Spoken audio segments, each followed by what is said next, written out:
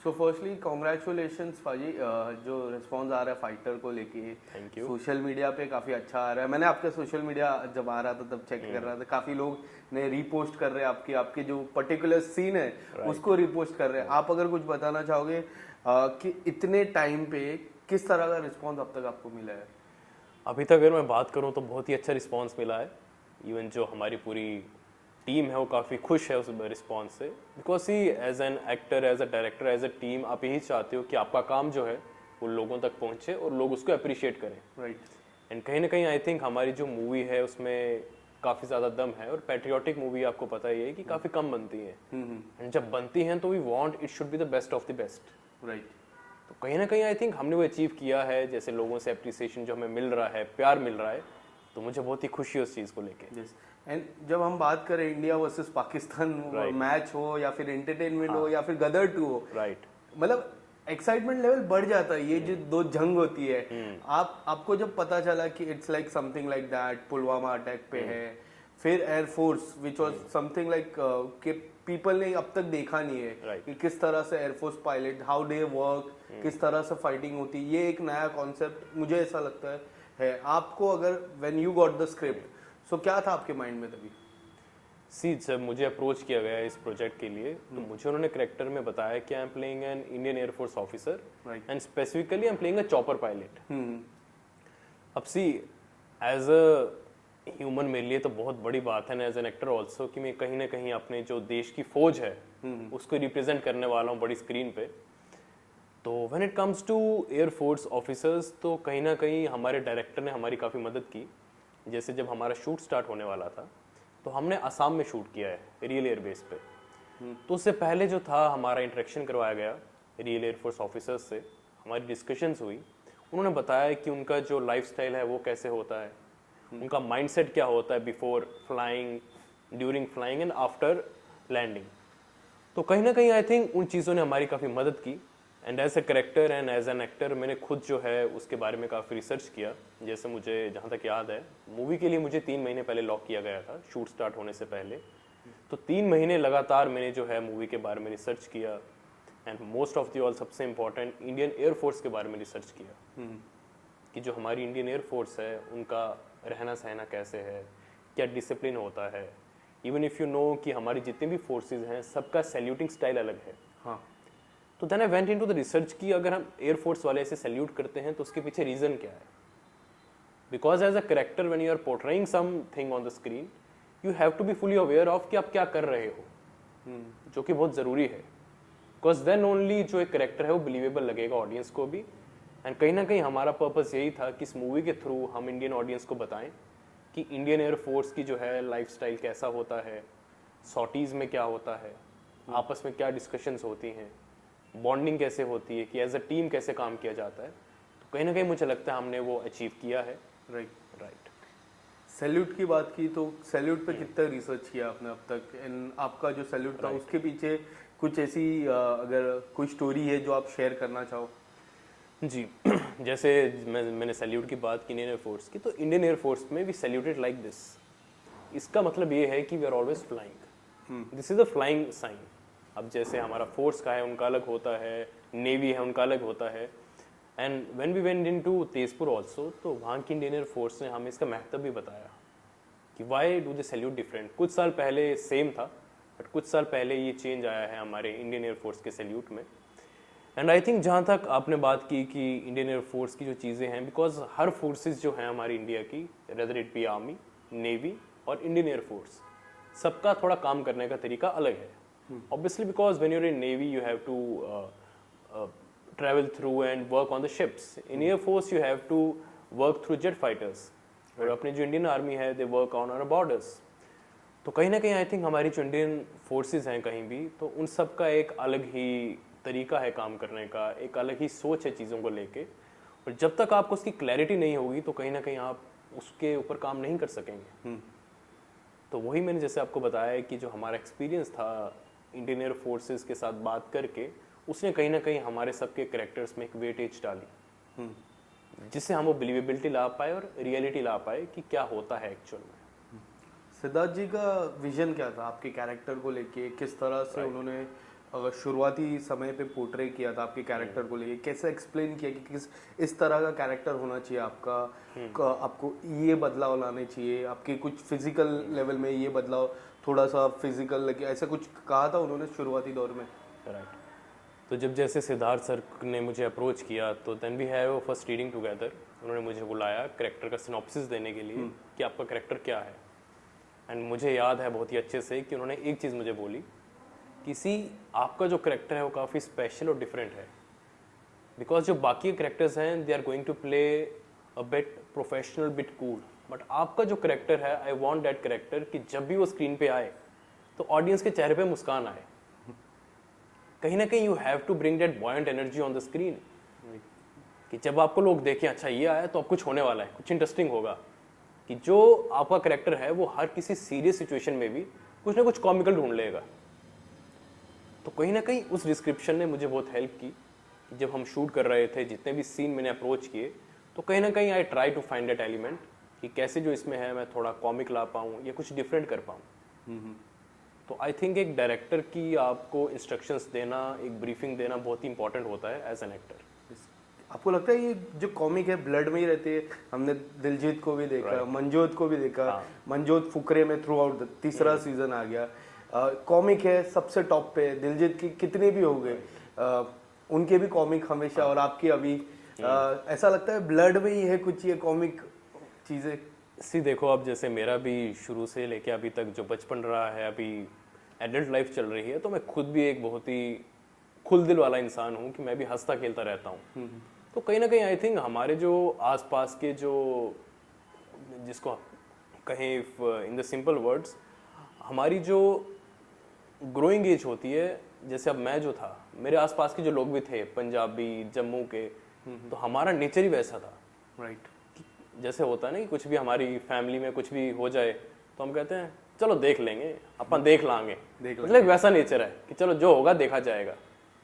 हमेशा से वैसा कि वी डोंट टेक इट, अब ऐसा हो गया, अब क्या करेंगे, अब ऐसा ना हो जाए, वैसा ना हो जाए, तो टेंशन वाली चीज़ रहती नहीं है हमारे दिमाग में।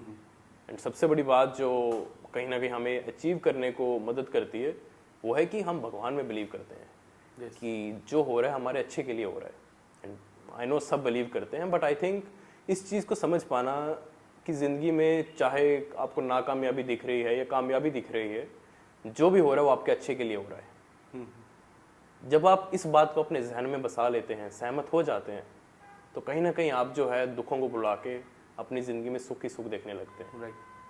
सिद्धार्थ जी से एक सवाल पूछा आपने कि ये 25 जनवरी के पीछे क्या राज है? 25 जनवरी 2023 को पठान आई, 25 जनवरी 2024 को फाइटर है, और दोनों कमर्शियली इतना अच्छा कर रही है थिएटरों में। मैं देख रहा था जिस तरह पठान को भी रिस्पांस मिला एंड फाइटर को भी उसी तरह का रिस्पांस मिला। तो आपने पूछा कि 25 के पीछे क्या राज है, और 25 जनवरी 2025 में मैं हूँ क्या नहीं हूँ आपके पिक्चर में?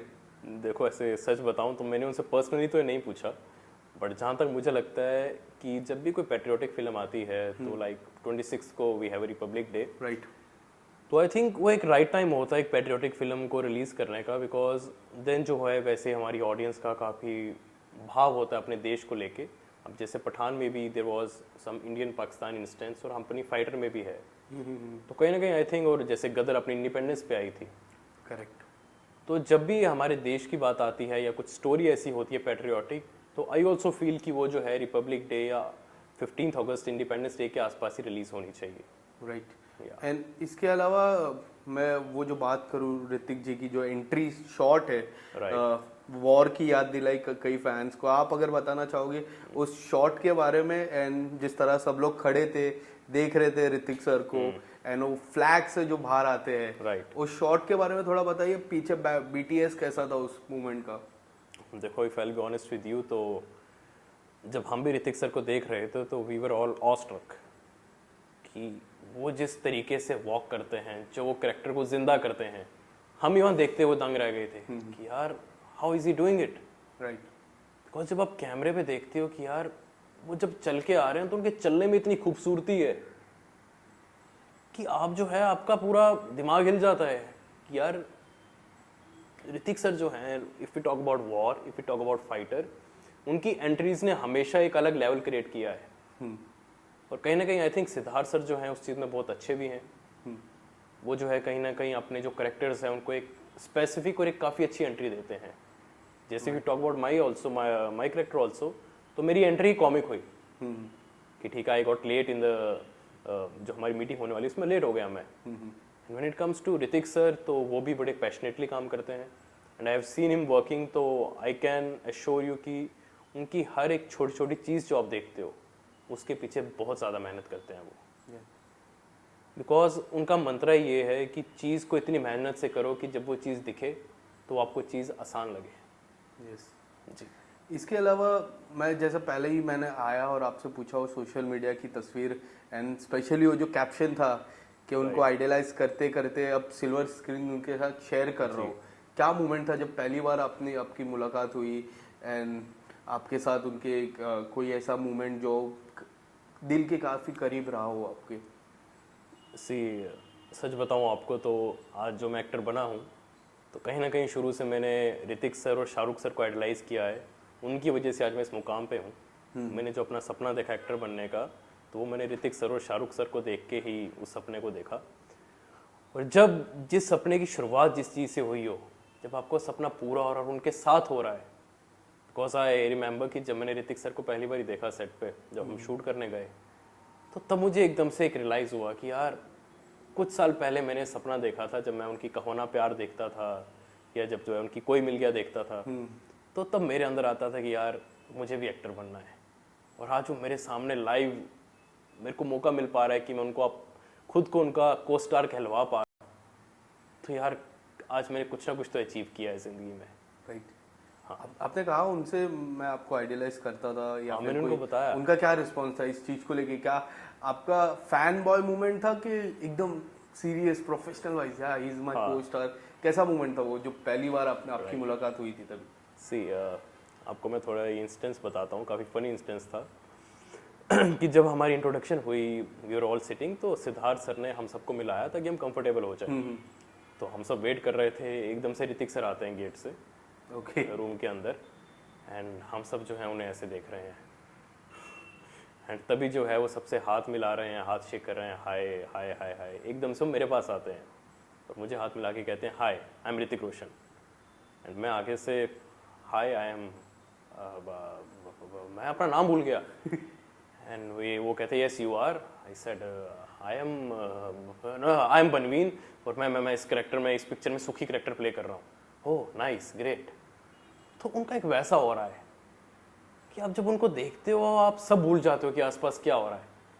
और ये आपने कैमरे में तो देखा ही है, रियल लाइफ में भी जब वो कहीं भी एंट्री लेते हैं, कहीं भी आते हैं, तो आप जो आसपास की चीज़ें उनको भूल जाते हो, आपकी नज़रें उन्हीं पे टिक जाती हैं। तो ये जो इंस्टेंस था इंट्रोडक्शन में मैंने आपको बताया, तो उसके बाद देन ऑब्वियसली वो इतने डाउन टू अर्थ हैं। और सबसे बड़ी बात उनकी ये है कि इतने बड़े सुपरस्टार होने के बाद भी वो अपने साथ वालों को कभी ये नहीं फील होने देते कि दे आर लेस। कहीं ना कहीं जो एक एक्टर है, जब आप एक बड़े एक्टर या बड़े सुपरस्टार के साथ काम करते हो तो कहीं ना कहीं वो थोड़ी बहुत नर्वसनेस आ ही जाती है। बट उन्होंने इस चीज़ का बहुत ध्यान रखा कि उन्होंने हम सबको, जितनी हमारी टीम थी, सबको बहुत ही कंफर्टेबल फील करवाया। कि हम भी फील करते थे कि यार हम भी इम्पोर्टेंट है, हम भी इस टीम का पार्ट है और हम भी इस प्रोजेक्ट का पार्ट है। तो कहीं ना कहीं उससे जो है वो नर्वसनेस ख़त्म हो जाती है और आप भी अच्छे से परफॉर्म कर पाते हो। सुखी के किरदार से सबसे बड़ी बात जो आपने रियल लाइफ में सीखी हो, और कोई ऐसी बात जो दोनों में कॉमन आपको दिखी हो? सुखी और मेरे में, हाँ, वही जैसे मैंने आपको बताया, सबसे बड़ी बात तो एक ये है कि हम दोनों ही कॉमिकल हैं रियल लाइफ में। मैं भी कुछ ना कुछ कॉमेडी ढूंढ ही लेता हूँ हर चीज़ में। लेकिन जो सबसे ज़रूरी बात, दूसरी बात, कि जैसे आपने देखा होगा कि इंटरवल के बाद Sukhi gets into an emotional state. Right. तो मैं भी जो अपनी पर्सनल लाइफ में बहुत ही इमोशनल हूँ, मैं भी जब ऐसे किसी को खोता हूँ या अपने आसपास को तकलीफ में देखता हूँ, तो कहीं ना कहीं मैं भी काफ़ी इमोशनल हो जाता हूँ। यस। तो जब मैंने सुखी का कैरेक्टर पढ़ा भी और जब मुझे उसका ब्रीफ भी दिया गया, तो आई फेल्ट लाइक कि कहीं ना कहीं ये मैं खुद ही हूँ। क्योंकि जब आपको ऐसा कैरेक्टर मिल जाए जो कहीं ना कहीं आपसे बहुत ज़्यादा रिजेंबल करता है, तो उसको निभाना थोड़ा आसान हो जाता है। And it's more like when you live that character, it become more easy to work Exactly. on a big project. Yes, yes, yes. और जब इतने बड़ी मूवी में, इतने बड़े प्रोजेक्ट में आपको ऐसा करने का मौका मिल रहा है, तो आई थिंक इससे बड़ी चीज़ एज ए एक्टर आपके लिए कुछ नहीं हो सकती। इस मूवी में इसके अलावा अनिल सर भी है, हमने देखी उनकी हाल ही में पिक्चर आई एनिमल, जो इतनी पॉपुलर हुई, इसके बाद फाइटर इतनी पॉपुलर हुई।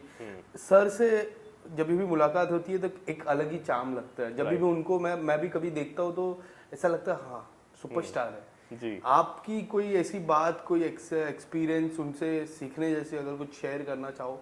जी, जैसे मैं अभी रिसेंटली एक मेरे साथ एक्सपीरियंस हुआ जो मैं शेयर करता हूँ आपके साथ। अभी जैसे हमारी मूवी की स्क्रीनिंग हुई थी 25 को, तो अब जैसे अगर आपको पता हो तो मैंने एनिमल में भी एक छोटा सा करेक्टर प्ले किया है एनिमल मूवी में। तो वहाँ पे एक क्लासरूम वाला सीन है जहाँ रणवीर सर गन लेके आते हैं और मैं वहाँ बैठा हूँ। राइट। अब देखो वो सीन मेरा था रणवीर सर के साथ, तो मुझे लगा कि यार छोटा सा सीन है तो बाकियों ने कहाँ ही नोटिस किया होगा। अब स्क्रीनिंग पे पिक्चर खत्म होने के बाद मैं बाहर ही खड़ा था and I was talking to someone and suddenly मैंने देखा कि अनिल सर मेरे पास आए, तो ही शुक अ हैंड विद मी कि बेटा अब तो हमारी 2 पिक्चरें हो गई साथ में।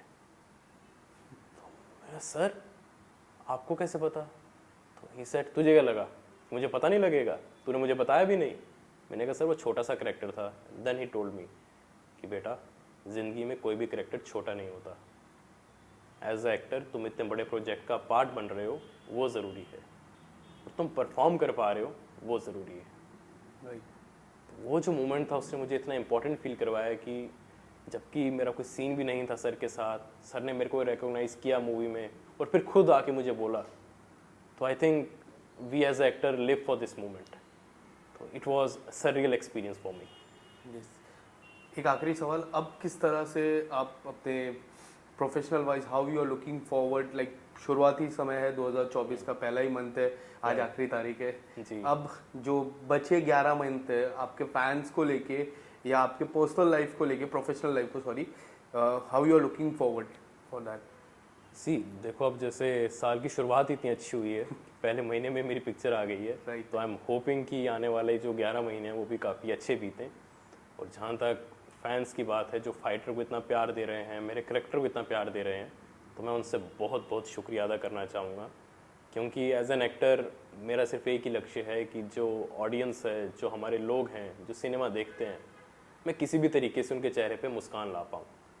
और मुझे लगता है अगर कहीं ना कहीं मैं उसका 10% भी अचीव कर लूँ तो मेरा जो मिशन है वो सक्सेसफुल हो जाएगा। एंड मैं बस यही कहना चाहूँगा सबसे कि अब अपने सपनों को कभी मत मारो।